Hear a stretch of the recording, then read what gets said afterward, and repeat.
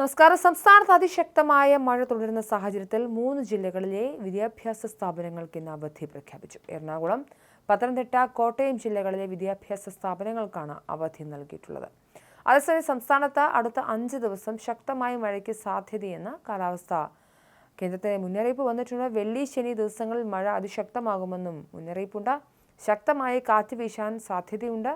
മഴ തുടരുന്നതിനാൽ കുട്ടികൾ വീടുകളിൽ തന്നെ തുടരണമെന്നും ജലാശയങ്ങളിലും മറ്റും കളിക്കുന്നതിനായി പോകരുതെന്നും പ്രത്യേക നിർദ്ദേശങ്ങൾ അധികൃതർ നൽകിയിട്ടുണ്ട്.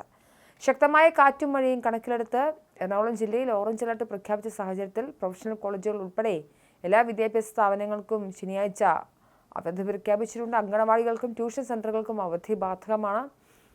നിരവധി കുട്ടികൾക്ക് എന്തായാലും പഠന സമയമൊക്കെ നഷ്ടപ്പെടുന്ന സാഹചര്യമുണ്ട് അവധി പ്രഖ്യാപിക്കുന്നതിൽ. അതുമായി ബന്ധപ്പെട്ട് പഠന സമയം ക്രമീകരിക്കുന്നതിന് ബന്ധപ്പെട്ട് വിദ്യാഭ്യാസ സ്ഥാപന മേധാവികൾ നടപടികൾ സ്വീകരിക്കണമെന്നും നിർദ്ദേശമുണ്ട്.